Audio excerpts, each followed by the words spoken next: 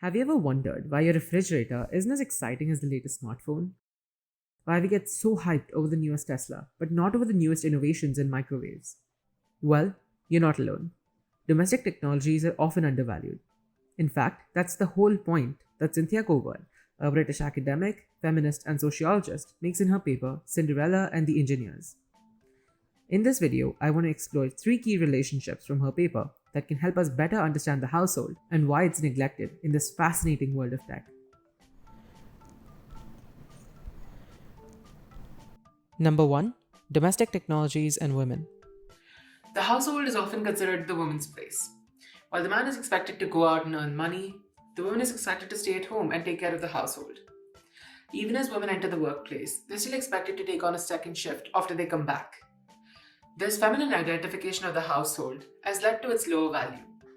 In some ways, our devaluation of the household is very tied to our asymmetrical views on gender. Number 2. Women and the industry.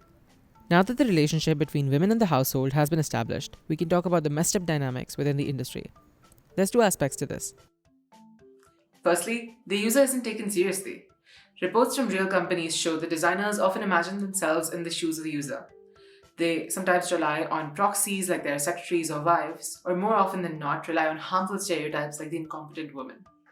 Often, when women, who again are the main users of the product, provide feedback, it isn't taken seriously. So the products are designed from a male lens and are kept that way. This means that products are often subpar with no hope for improvement. And second, the products aren't taken seriously. When the designers, marketers, and product managers are all male, products with primarily feminine buyers are often sidelined. When all that gets discussed are macho products like cameras and televisions, they would get all the attention and as a result, all the innovation. From what I said, it should be pretty clear that the design industry has a problem. Women are underrepresented both as designers and as user groups for testing, and both of these can lead to significant issues. Number 3. Household technologies and society. Did you know that when Bell was developing telecommunication services for North America, they geared it solely towards businesses? Only later did they realize that the homes would be a valuable place to sell their product, to boost sales and therefore profit. The product wasn't developed for the household, but it was geared towards it.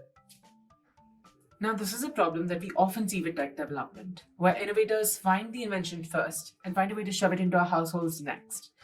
That's how you end up with solutions that probably weren't the best ones. They were just the ones available. It's not uncommon for our heating systems to guzzle up a bunch of electricity, or for our washing machines to potentially pollute the water. It's funny, even though household technology seems to be innovating, it's doing so in the wrong areas. Instead of solving real problems, manufacturers are adding gizmos and gadgets to make it look fancy. For example, the Samsung Family Hub 4.0 smart refrigerator alerts you if your door is open. However, a witty tweet questioned, if the fridge is so smart, why doesn't it just close itself?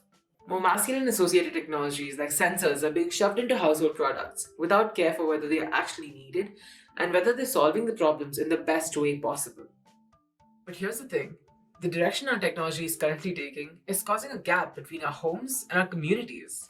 We're losing that sense of sharing and connection. For example, in a study by Tarja Kronberg, she found that the introduction of telephones actually increased levels of isolation in Denmark. This happened in two ways. The household was less connected to the local community, and individual members within the household were less connected to each other as well. The government plays a part in this too. Did you know that a huge chunk of our household technology actually comes from innovations made by NASA and government organizations? Businesses realized that these innovations could actually be used in the household to solve problems. But I'm sure that if we spent a little bit more time and effort researching the household technologies and developing solutions that were specifically meant for this purpose, we could come up with more cost-effective, eco-friendly, and just generally better solutions to common household problems. So, what does this mean for us as GBDA students? Should we acknowledge our biases, educate ourselves, and promote diversity in the workplace? Absolutely. But this goes way beyond the individual. It's a systemic issue that will require change on multiple levels, in the workplace, in professional spheres, and in the government. As designers, we should work on ourselves, but also advocate for systemic change. However, as the world gets more inclusive, we might just be taking our first steps towards giving the household the value it truly deserves.